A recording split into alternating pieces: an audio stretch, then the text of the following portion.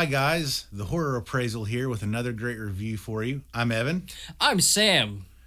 and today the movie we want to talk to you is really kind of one of those cool little not well-known films from the late 1980s. What is it called, Sam? We are talking about Death Spa, Death Spa, which is an amazing film. also known as Witch Bitch in some circles. I believe that's what it was introduced to video as. It's kind of fuzzy, the timeline of this film. We need to watch more of the special features and stuff. Yeah, we actually tried to find a year for the film for you guys because we always like to, do a little bit of research. And, the box content actually says program content's 1987, but the IMDb page listed it as 1989. Right. Our first exposure to this film was we picked up a copy that was like a VHS rip or whatever from Scarefest, actually, at a DVD vendor. Yeah. And we loved the film then, but it's kind of hard to tell what's going on. But this... It was a rough transfer. It was just a VHS transfer on a DVD. Yeah. And the cool thing is now, very recently, Gorgon Video has released Death Spa on Blu-ray.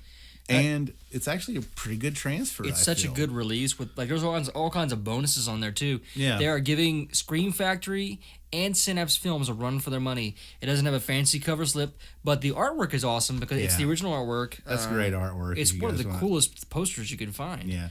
It comes with, new commentary and, director commentary, which I want to check out. And there's making of featurettes there too and stuff like that. I mean, it's... So, definitely it's a great time for horror movies right now, especially for some classic stuff that you haven't been able to get for a long time because, man, so much stuff is becoming available on Blu-ray. We live in a great time, guys, for horror. But, yeah, I just want to show that really quick. This film has really a quality cast. Not a lot of super knowns, but, I mean, you've got Ken Foree. It's directed by Michael Fischa.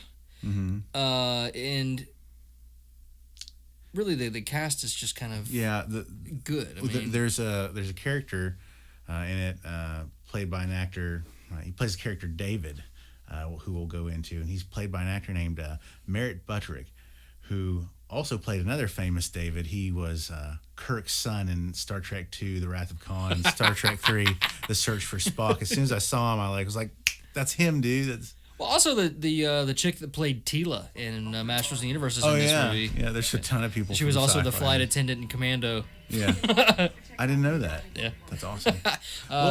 She's pretty cool. Cool. Set us up for this movie, man. What's it about? The main character in this movie is Michael, and he owns a health spa that's like top notch, and it's called Starbody Health Spa, and it's like mostly automated by computers, because the 80s were all about that kind of thing, and technology pretty much runs this, and from this control room they can affect how people work out. They can increase resistance and change the way machines work and stuff like that. And the character David, he's kind of like the guy in the control room. He's kind of like Oz the Great and Terrible. He's in this control room like with all the panels, and he's kind of in control of everything.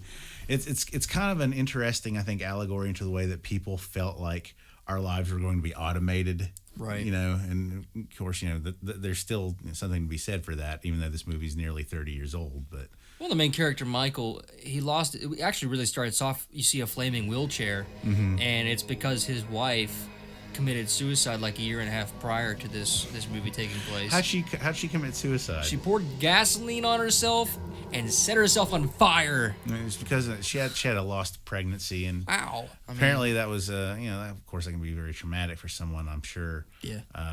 But she was paralyzed. She was paralyzed from the pregnancy, from labor. She went in labor and her back got messed up. Yeah.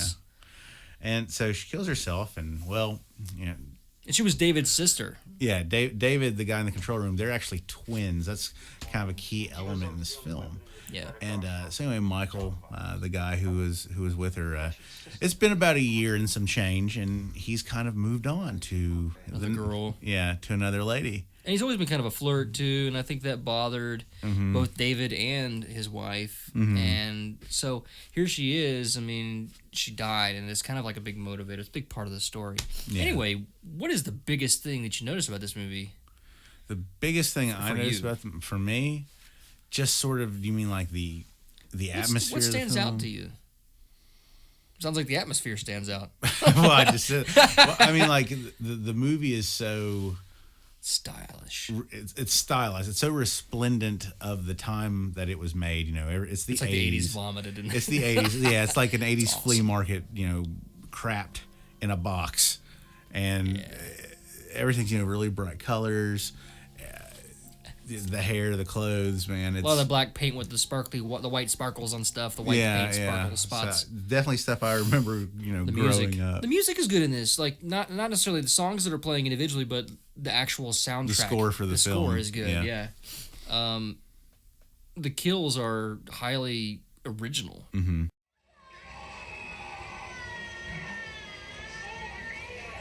I think the kills are original because this movie.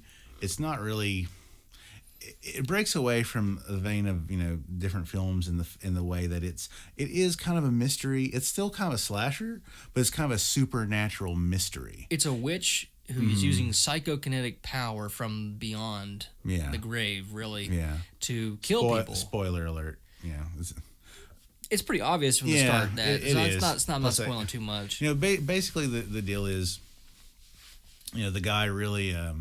The guy in the control booth, the guy who was the brother of the chick who died, he's basically been possessed by her because they had and he cross-dresses. They're like they were twins who were really close. They're like Tomax and Zaymot from G.I. Joe. Everything. Yeah, they can finish each other's. They can feel each other's sexual intercourse. Sandwiches. But there's a lot of boobs in this. There's a lot of nudity in this movie. Wow. Yeah, more than I expected there to be, but so basically, he's been possessed by her. It's kind of one of those let's cross dress and kill people, but her spirit's still kind of there, like tangibly. It's to me, it's kind of a confusing movie, or it really leaves it up to interpretation for me because I almost feel like it's his anger projected is not.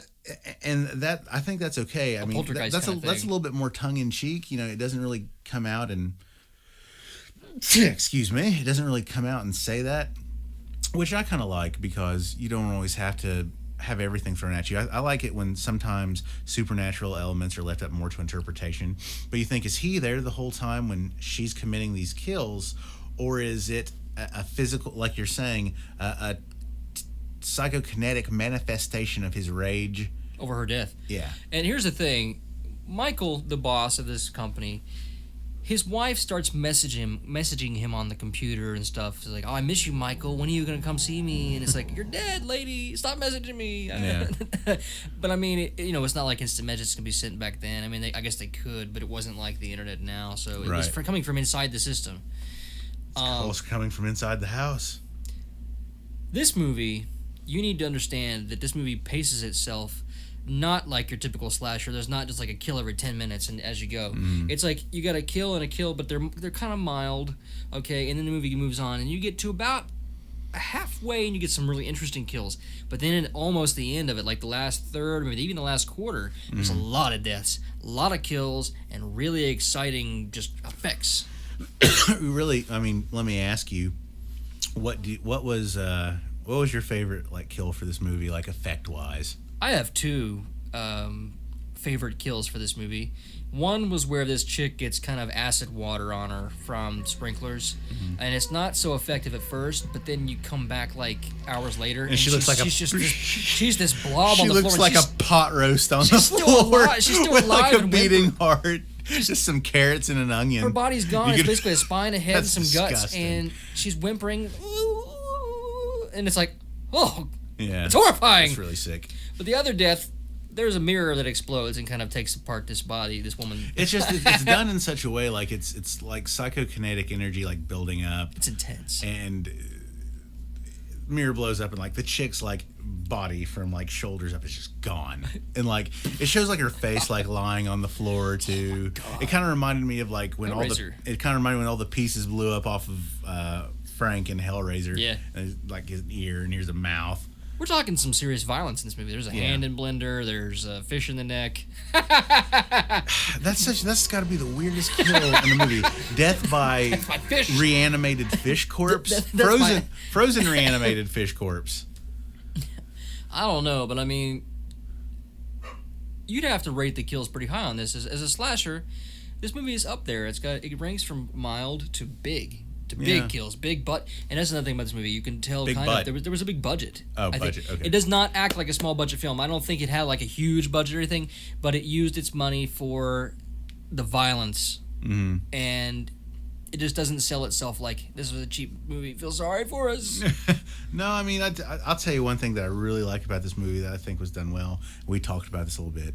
Is the opening title sequence? Yeah. For the it's called Star Body Health Spa. A storm outside. I guess that's kind of what maybe brings the spirit into Could be spa. maybe. But there's a storm and it's kind of like striking outside, and the Star Body Health Spa neon sign, parts of it go out and it just says Death Spa, which I thought was an awesome title sequence. I was like, when we saw that, I was like, man, that's really awesome how they did that. It just screams 80s, but it's something that really wasn't done. Well, in the it's 80s. something cool. It's an actual effect that they used on something physical rather than just graphics. That's something else I wonder. Was title. that physical or was it animated? It didn't look animated, but who knows? Here's the thing, though. It was neon sign, but the letters were changing color as it kind of. I don't know. So I thought it looked cool. That's it. It's awesome to me. You asked me something. Well, ask me again earlier before this thing went down. What did I ask you? I'm so sorry. I'm so sorry, Jesus. What would you rate this film? Sorry, my bad. So I was going to ask you. I ask you like a million things before things. You can't just like tell me one thing. If you were going to rate this film out of 10, what would you rate this film? I'd give it probably a 7.8. It's pretty high on me. What? I mean, I love the style. That feels. Well, I had a lot of fun with this movie. To me, that feels a little high. I still had a lot of fun with the movie. The pacing. It's like a middle of the road Friday the 13th for me. I mean, the kills were good. When that was visually entertaining going on. I'll be honest with you, the story with me trips me up a little bit. I think it's a little bit of a bore in some parts. It's a very fun movie. Totally glad I own it. Right. But I'd probably give it more like a. What would you say you give it? I give it a 7.8, 7.6, 7.8, something like that. Wow. Oh, we have to do decimals and tenths. I would give it a. There's a big difference between 70 and 80. I mean. Well, then you would just say 8. But I would give it. There's a big difference. I'd give it a 6.3, just for like entertainment value. Right. I mean, it's Blu-ray certainly probably elevated that. If it wasn't for having it on Blu-ray and seeing at least pretty. One thing that the Blu-ray really brings out is how beautiful this film was shot. Yeah. The lighting reminds me a lot of Argento. It's very stylistic. It's actually a movie that appears to have been actually done on film in '89 for a low budget instead of like videotape. Yeah. So to me, it looks a little bit better. It's just it looks like a movie. It doesn't look like just a movie that was shot on like a crappy camera or whatever. It was really done, and it was done right. It looked like, and it was by people you never heard of. Yeah, exactly. Another thing about what I really think about this movie is I think that it has potential. If I watched it over and over, if I had seen this younger too, it would have potential to become one of my closet favorites. Probably like like a lot of people love Night of the Demons. Sure, it's hard for me to love Night of the Demons as much as some people. They say, "Oh, it's my favorite movie to watch around Halloween. It's just like a party movie. I love it. It has great sentimental value." I can see this movie having great sentimental value for me. I can see that too. I mean, it's definitely, like I said, it's definitely a product of its time. It's a fair slasher. If any of you guys know why there's a difference between 1987 and 89, let us know. Yeah, maybe it was. We don't know. Maybe it's probably on the extras. We just need to listen to. Maybe it was shot in '87, but sat on the shelf until '89 until they released it. Who knows? Gotcha. But Death Spa, like I said, overall, you know what? Maybe I'll give this. Tell you what, I'll give it a 6.5. It's not terrible. I've seen some terrible horror movies, and so have you. You get that long stare when I've seen some bad movies. Yeah. But like, and Death Spa is not one of them. Death Spa is visually entertaining. It's a little slow in spots. The kills. I'll tell you this: having someone killed with a frozen reanimated fish corpse, it's a first. I'll give that's not going to be in anything else. So I'll give some points for that. But one thing I do like about the film, there's a theme that I do like, and it's the theme of supernatural meets technology. Which I always thought was kind of an interesting. She is a veritable ghost in the machine. Come with me into the inferno. Let's die together and live forever in hell. Yeah. to coin the phrase. So, and it's not this cheesy animated bitch on a screen. It's actually she's actually there. Yeah. And it's the way she dies. It's just 80s fashion, and you really the effects make it. Like the visual effects, there's some electricity and stuff like that. Oh yeah. It's super cool looking. I liked it. I did like that. So, and I want you all to understand, there's over 10 deaths in this movie. There's a high body count. Yeah, well, especially towards the very last part. Yeah, it's just a slaughter fest at the end. So, if you get into this movie and you start thinking, it's kind of slow, just get through it. Okay, you'll appreciate the whole movie once you see the end. Just Absolutely. get there. Just get there and you'll love it. Yeah. Well, any closing thoughts about Death Spa? Death Spa is... No, I don't have any other... I think I've said everything I need to say about it. Me too. Get the Blu-ray. Check it out. Yeah, absolutely. It's expensive, though. Yeah, it was about 30... With shipping, I think it was like $35. I think it's because Gorgon videos kind of like... Yeah. They're not huge. Still totally worth having in your collection, though. So, we're the Horror Appraisal. And we've enjoyed doing another video for you. Yeah, I'm Evan. Get out of here! I'm Sam. And have a great night. Bye. Thanks, guys. Bye.